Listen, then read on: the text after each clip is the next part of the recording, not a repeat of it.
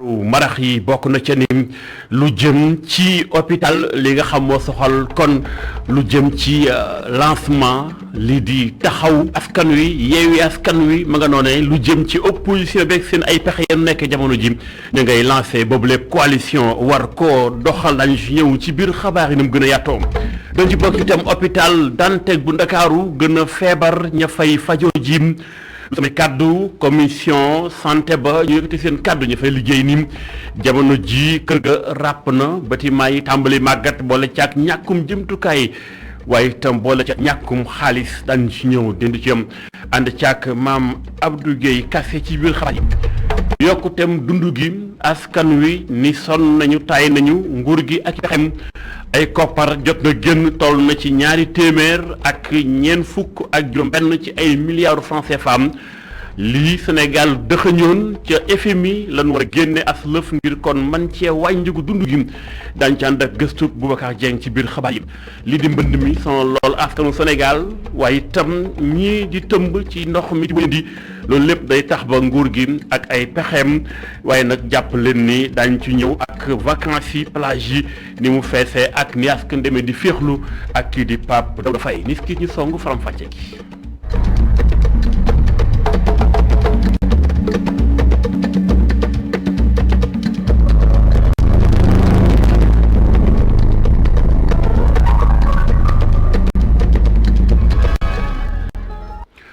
ñu gërëm leen ci ànd bi ak ñun ci TV tàmbali faram-fàcce xabaaru marax yi ci lu jëm ci mbirum politique jàppale ni kon ña nga koy doxal jamono dañ ci léegi incha allah ci gën a yaatoo waaye jàppale ni leneen soxal xibaar doon lu jëm ci pajug askan wi fi ñu toll jàppaleen ko hôpital Dantec bu Ndakaaru moo gën a feebar ña fay fajoo ji lu ko indi mooy kër ga màgget na ba jéggi dayo boom waaye itam ñàkkum jëmtukaay jàpp na boobu lépp hôpital naka noonu ñàkkum xaalis li moo tax commission santé ba boole ña fay fajaka liggéey jàpp ni jot na nguur gi warul leen gën a gaawee ban gën a mën a taxaw askan wi nga xam ñoo fay dem di fajoo ji am ndaje lañ ci woote woon maam Abdou Guèye Kassé fekke woon na ko reportage. Personnel médical bu hôpital Aristide Le Dantec mënatul ci jafe-jafe yi nga xam ni ci lay liggéey bés bu yàlla sàkk yooyu lay jafe-jafe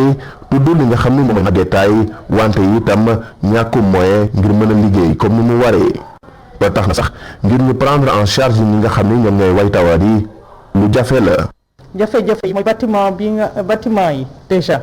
hôpital bi yéen ñëpp xam ngeen am na 100 ans am na yoo xam ne jëm nañ ko defaraat rattrapé ko mais ba tey bu ñu seetloo bu nawet jotee rek am na yuy senn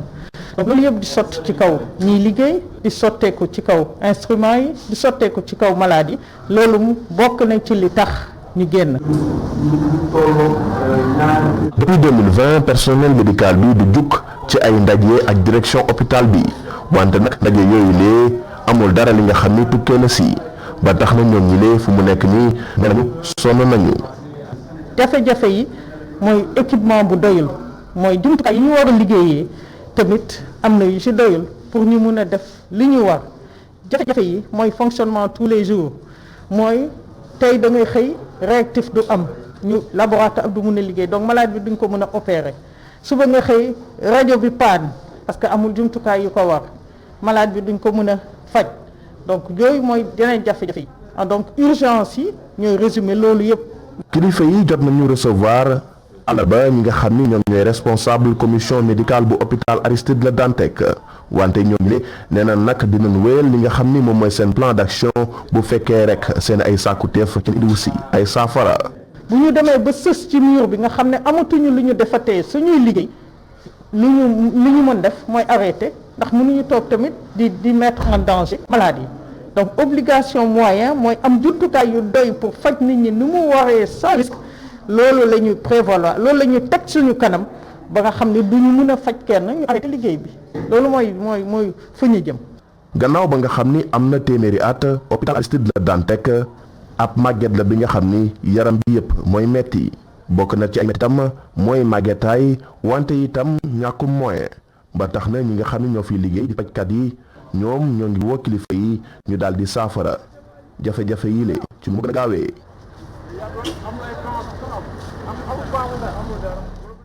bu fekkente ni hôpital Dantec bu Ndakaaru moo sonn ba laati kaaf ñiitam di askanu Sénégal ñu bari ci ñoom ña nga sonn laati kaaf ndox mi ngi wàcc yàlla si di taw askan wi di tëmb seeni bagage rawatina fi nga xamoo ci Ndakaaru donte démb ndajeem conseil des ministres nguur gi awee ko ci jiitum réew Sénégal président Macky Sall doon na ñaax nguur gi def kem kattan ba fexe seet askan mi ci ndox mi waaye nan dem ci Liberté 5 ñoom ba léegi ñu ngay tëmbandi ay gox yu bari ñooy nag léegi daal jot na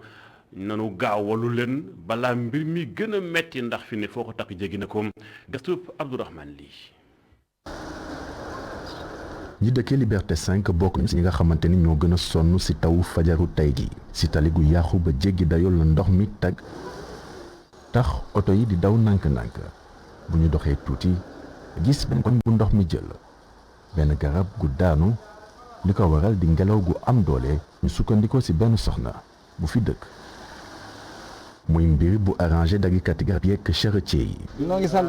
sant rek xam nga nit ki boo ba xëyee da ngay doo sa rek pour looy am rek nga suturlu waaw yëf yi moom fépp la méttee mais nag nañ ànd ak ngor ak dignité rek di liggéey. wante nelaw gu doyul loolee la maam Ami Diagne jàpp ci taw bi mi nga xam ne ni day teel a yeewu moom ak njabootam ngir génne ndox mi ci kër gi. xanaa ndox bu bëri bay yéeg ba si kër yi ba dugg da ngay obligé di rot di sotti ci biti muy dem di tànk di ménage chaque instant doo am jàmm franchement guddi sax buy taw boo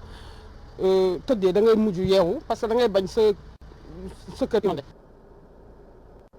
xar kanam gu jéggi dayoo la ñu nemmeeku ca Grand Yoff si buntu kër chef de quartier bi canal d'évacuation bu ñu tijji la ñu nemmeeku.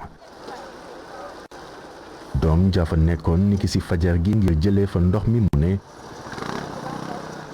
ngir moom bi les situation leneen waralu ko lu dul liggéeyu BRT bi li leer ba leer daal moo di askan wi seen xel dalatul saa yu ñu gisee asamaan si xiin.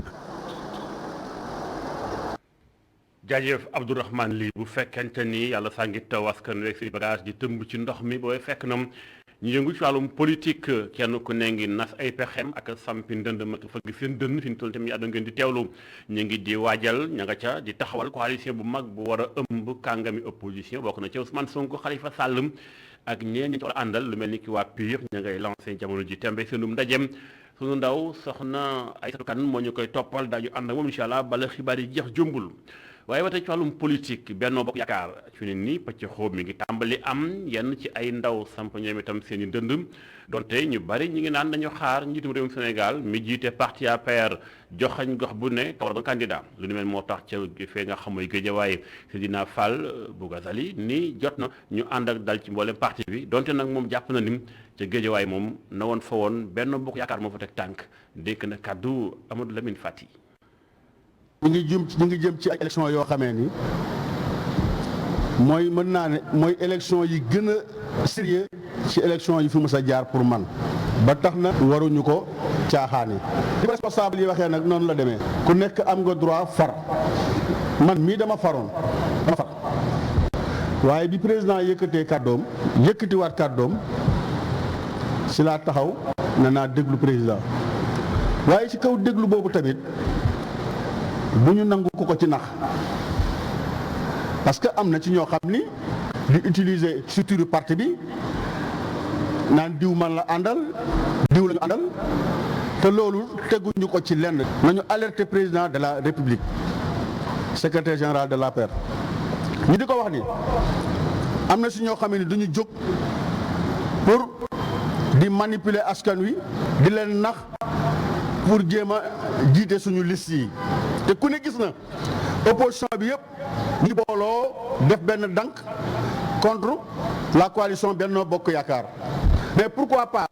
lu toll ni coalition Benno Bokk Yaakaar ak majorité bi mu am mënuñu nekk benn bokk ndey bokk baay fas yéene jàppale le maire Aliou Sall te incha allah dinaa ko taxaw à l'époque maa nekkoon directeur de campagne am teg ko ci raay bi ba mu gañe te incha allahu rabbi danaa ko ci tegaat ànd kook sama gars yi ba mu gañe waaye ñoom moom tamit ñu koy woo ñu koy ñaan di ko woo tamit di ko lancer un appel na woote responsable yu toog ñu waxtaan. leneen ci xibaar bi ngi soxal mbirum dunduk sénégalais yi fi mu toll nii tembe yokkute lañ ci nemmeeku rawatina wàllum diwlin gi ñu seen defar jañ mënta ñàkk ci ñoom ngir ñu mën a xéewlu Sonacos benn la ci usines yi koy nal ci réewum Sénégal gi indi na aw lay ci la tax diw gi yokk ak it ñàkk bi ñax a gis diw gi nga xam Sonacos mi ngi ko defar fii nga xam mooy Sénégal am ndaje lañ ci amaloon tey kilifa ak Sonacos ak ñamu àndal ci liggéey ba ci teewaay maam seen bu baabu reportage. diwlin bu ñu defaree gerte Sénégal mën nañ ne am na léegi ci marché bi lii nag di loo xam ni Modou Diagne Fada di njiitu Sonacos moo ko xamle ci gis-gisam lii dafa nekk loo xamante ne ay yokkute yu rëy la ginnaaw bi ñu toogee benn at te produire ñu li nga xam ni moo di diwlin fii ci Sénégal. toog nañu at mu nga xam ne diwlinu gerte amul ci réew wala lu ëpp at li tax tamit mooy campagne 2019-2020 28 000 tonnes graines moom la ñu collecté woon kooku yëngalul sax suñu benn machine Kaolack tey nag diwlinu gerte ngi nii parce que ñaani dellusiwaat fan yi ñu génn gis nañ ne njëkk yu bari dafa yokk ci marché bi daanaka am na yenn yoo xam ne gisatuñ ko sax ci yi produit diwlin bokk ci njiitu Sonacos nag di xamle ne li waral liile mooy njeexital mbas mi. parce que bateau yi tamit yi nga xam ne ñooy sëf marchandise yi dafa am réew yu bari nga xam ne bu fa bateau jaaree dañ lay mettre quarantaine maanaam au lieu nga dawal jëm réew ba nga jëm dañ naan la da nga toog 14 jours wala da nga toog 21 jours mais produit bi nga xam ne dañ ko soxla ñu toogloo ko yëpp ay fan yu bari ca biti mais forcément laata muy agsi dina am retard. Modou Diagne Fada di ñëw ci teefu offre ak bu demande moom nag jàpp na ni loolu moo tax njëgu diwlin gi yokk ci marché bi. te yéen a ma gën a xam marché bi moom c'est la loi de l'offre et de la demande dañ ne lu ne gàññi yomb waaye lu kenn gisut mu seer loolu moo dal yenn produit lu ne gàññi nag moom falaa bu dëkk koy jaay bu bëggee mu jaar dina wàññi njëg yi incha allah comme dañu jëm màggal te màggal nekk événement bu nga xam ne événement bu mag la ñu ngi yokk en tout cas suñuy capacité importation ak suñu capacité production pour que ñun tamit ñu bokk ci ñi nga xam ne en tout cas dañuy fexe ba produit bi ne gaañ ci dëkk bi. njiitu Sonacos bii le nag moo ngi dalal xel yi di xamle ne bépp matuwaay bi ñu war a jël ngir campagne agricole bu jaar yoon jël nañ ko bii le daje nag tax nañu ñëwaat ci yu baax yépp yu Sonacos def ak ay perspectives am ci at yii di ñëw. ba tey ci wàllum dundu gi ak askan wi nekkin wi mën a tegu ci yoon njëgi ni mu yokkoo Sénégal yëpp di xaar ndaje mu mag mi am bërki démb doon waxtaani mbirum wàññi njëg yi lan ca tukkee ci ay xalaat ñu mën koo jëfee ba ku ne mën a yëg yooyu nga xam dafa nekk ay wàññeekum waaye lu ñu ci mën a doon wàññeeku bi tàmbaleegul donte nag FMI jot na génne koppar gu toll ci ñaari téeméeri milliards ak ñëf ak juróom benn war ko jébal nguuru Sénégal waaye itam nguur gi war caa porox ndool nag war na wàññi yenn tax yi bu ko defee njëg yi mën a wàññeeku ñëwaat ca bataaxal boobee démb ña ngi ko becc ki nga xam mooy ndajem conseil des ministres ànd caak gëstu Boubacar Dieng. ayu bés a ngi nii njëgu dund gi dafa yokku ngir indi saafara nguurug Sénégal fas yéene teggi taxes yi nga xam ne tegoon nañ ko ci suukar si naka noonu ci blé bi li nga xam ne nag moo di diwlin ji taxe biñ ci tegoon dañu ko wàññi fukk ci téeméer boo jël la woon fi mu toll nii mu ngi ci juróom ci téeméer boo jël lu ni mel nag di feeñ ci gafaga nguur gi. maanaam ci suukar si am na benn taxe bu fa nekkoon muy 10% boobu taxe boobu mu dindi ko totalement. si wàllu diwlin bi TVA bi aussi taxe ajustement la woon moom itam foofu du TVA mais taxe d'ajustement la mu nekkoon 10% président ne nañu ko wàññi ba 5%. ci loolu tamit wàññiku na 50% donc taxe bi fu mu toll woon bële bi moom def ni 5% moo defoon effectivement nañu ko dindi. léegi président mu ngi continuer décision bi mu jëlagum pour le moment en tout cas dinañu coûter lu toll ni 47 milliards effort bi nga xam ne président de la République moo ko jàppale encore askanu Sénégal. les moyens d'administration des douanes je rappelle que. jëruñ ji wàllum jënd ak njaay ak entreprise yu ndaw yeeg yu digg doomu yi yaakaar ni. mesures yi jël dina am ay résultats yu baax ngir njëg gi mën a wàññeeku mu feeñ ci poche askan wi. mesures yi nag am nañu yaakaar bu baax a baax dina am impact de toute façon à chaque fois en fonction de évolution marché international dina am loo xamante ne mesures yi ci war dinañ ko def waaye aussi pour gën leen a jox tout le temps la bonne information moom mooy chaque mois dinañ def le point ci évolution li nga xamante ne moom la ñu seetlu ak effort yi nga xamante ne moom la état bi ak lu mu si manti doon njëgu yàpp bi moom fi mu toll nii dafa yokku jóge ne juróomi téeméer jëm 4000 francs CFA. Aminata Assome Diatta di xam ne nag atum 1960 ba léegi Sénégal ñu ngi fonctionner ci régime des libertés des prix maanaam am na produit yoo xam ne nguur gi amul dara lu mu ci mën a wax moo tax mu jàpp ni yokkute googu nguuru Sénégal amul lu mu ci mën a def. Boubacar Dieng bu fekkente ni sant gaa ñi sant Fall Dieng yëpp ñu ngi yàkkamti njëg yi mën a wàññeekum moo ne def noo xam bi ndax maître Moussa Kane moom nee na amul benn yaakaar ci njëg yi mën a wàññeeku ndax nguur gi nekkut ni moo koy contrôler kon ndaje moomu am nañ ko doxalee nañ ko naseelu ci bari dëppaloo yoon Moussa Kane nekkoon tey ji ganu ko matinal i rajo ñu tellu ko mam sene bu baabu bon bu ñu la waxee suukar bi ñu ne dañu suspendre taxe conjoncturelle bi pour 45 jours loolu du ay mesures yi ñu war a def dëggantaan mooy ministère bi ñu jox ko ay moyens yu rëy et puis muy convoquer tous les 3 mois comme ni ko loi bi waxee muy convoquer conseil national de la consommation parce que structure boobu mooy dajale ñëpp mooy dajale ministère yu bare ak commerçants yi importateurs industriels consommateurs et même les journalistes qui sont membres journalistes dañu bokk ci conseil national de la consommation pas pour ñëw ak seeni caméra rek di filmer ak di déglu nit ñi non dañu bokk ci conseil bi dañu am ay avis yu ñu ci war a joxe parce que ñoom muy seen secteur muy yeneen secteur dañ ci am ay xalaat am ci ay gis-gis documenté wu ci donc dañu war a ñëw participer boobu mooy ay concertation mais yow état doo ñëw rek ak say mesures yi bon proposé naa mesures yi déedéet da nga war a dajale nit ñi ku nekk wax ministère du commerce ak ku fa mënti nekk tant que joxuñu la jumtuwaay yi war pour nga def liggéey bi ni mu demee doo mën a régler affaire u njëg doo mën a régler affaire u consommation doo mën a assister population yi parce que du rek ay denrées de première nécessité loolu moo war a gën a c'est important mais du loolu rek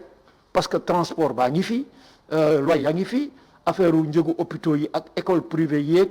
ndox électricité eau yooyu yëpp c'est des problèmes de consommation c'est des problèmes de prix et ministère du commerce moo ko war a yore ci ñi ko yore ci la bokk te liggéeyu ci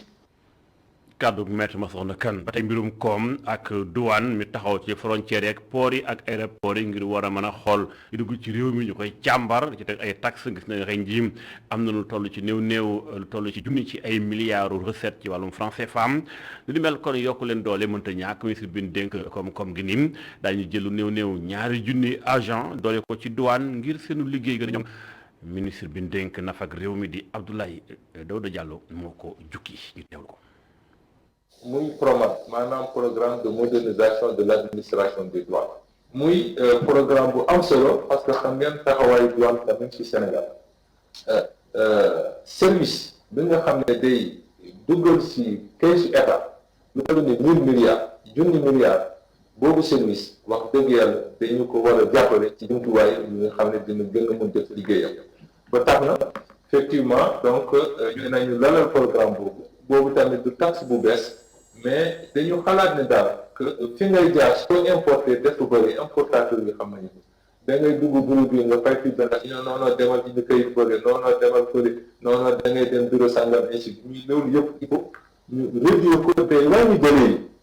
yi ñu defal la benn ticket de 3% da nga xam ne day remplacer loolu yëpp surtout si léegi am fii si port ak aéroport dafa ci liggéey bu amal solo daal véritablement ñu félicité leen si loolu mais surtout si biir réew mi tamit parce que il faut ñu gën a présent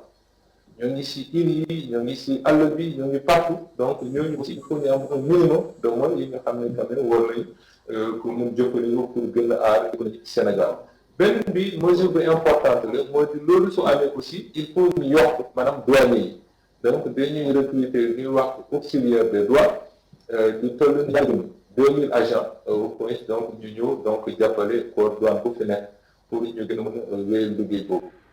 Abdoulaye Daouda Diallo kàddoom Boubacar Dieng moo ko taataan ba tey tali beeg dem ak dikk jàppale nim ñu ngi nekk jamonoy nawet dawal oto ci kaw tali bi na guddi muy taw lu metti la waaye itam ànd ak ñàkk a wóor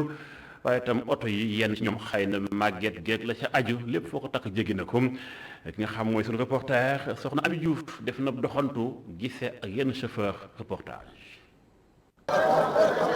garage Bignona bu Grand Yoff coxeur ak chauffeur di def réglage yu mujj yi ngir waajal départ bi yoon yu naqar yi ci taw bi nekk du ëllëg seen xel ñàkkum panneau signalisation ci yoon yi nekk danger pour chauffeur yi. tali bi baaxul ba pare manque de signalisation def ci am te yàlla ji bu commencé waxuma la bu dee taw de mais bu yàlla ji wisee rek signalisation yi nga war a am pour mën a gis tali bi pour dawal dafay manqué trop ci kaw tali bi. ndax toujours moom boo xasee départ bu jot bi commencé taw rek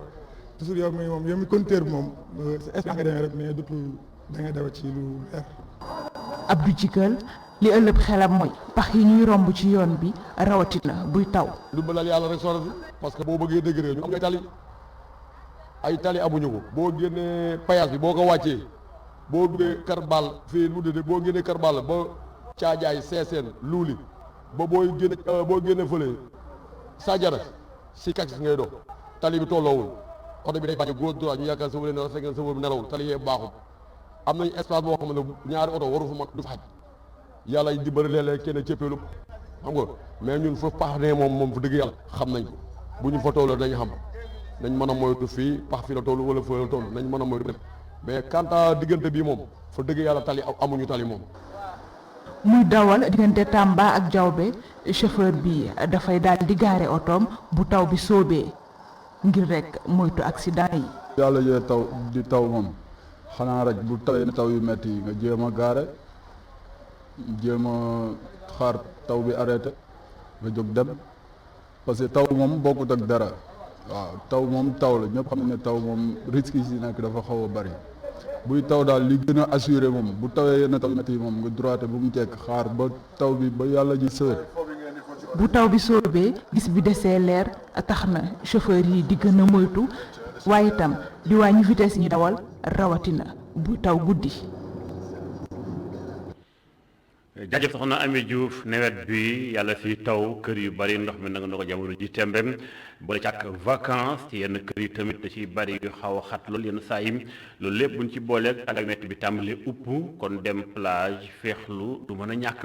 fii ci Ndakaaru yenn plage yi mi ngi tàmbalee fees ñu bari dem nañ fa ngir mën a wattandiku yenn xat-xat yeeg yenn jafe-jafe yi reportage Pape Dodo Faye. jamono tàng ji nekk géej gi di wéy di dalal nit ñu bëri li ni mel mi ngi jóge ci tàngaay bi nekk ci biir kër gi wala ñenn yi namm sax dem ci géej gi mën a dalu bu baax li ni mel waral géej gi bëri ay nit lool naam am yuñ ci tere ñu ngi fii ci Cambérène plage boo xam ne nit ñi dañ fay fees dell ndax bokk na ci ñuy tere. plage bii nii dafa ñàkk toppatoo mun na maa ngi doon wax collectivité bi moo war a jël en charge loolu toppatoo fii ut ay maîtres nageurs ñu leen di fay ñuy surveiller parce que jeunes yi amuñu fenn fu ñu jëm suñu xoolee zone bi amul benn place publique bu nit ñi parce que xat na nit ñi géej gi rek la ñu am pour mën a toog féexlu waxtaan entre xarit entre famille donc su dee lii rek la ñu am alors que dafa dangereuse donc mënuñu si dara fii rek la ñu mën a ñëw parce que plage bi baax dañ ko def plage privée jox ko des étrangers lañ koy jaay ñoom ñoo fay nekk ak tourisme bi tubaab bi ñoo fay nekk ñun ñi fi nekk dëkk fi moom fi ñun ñu jagleel ñu plage dangereuse yi loolu dafay metti bu ñu sukkandikoo ci ñenn yi moom li géej gi gën a jege moo tax mu bëri ay nit. boo gisee li mu gën a fees yi ñuy interdire mu gën a fees c'est parce que day gën a jige population bi des fois duñ mën a déplacer dem ci yi nga xam si moom leen interdire yéen moom lañ terewul. donc ak tàngoor kër yeeg yooyu xam nga nit ñi fu leen gën a jege rek la ñuy am habitude di wàcc. effectivement am na yu mu tere woon yu bëri man gisoon naa liste bi bii ñuy wax nii sax bokkoon na ci Cambérène maa ngi doon di gisoon naa ko ci liste mais comment faire période de chaleur la nekk.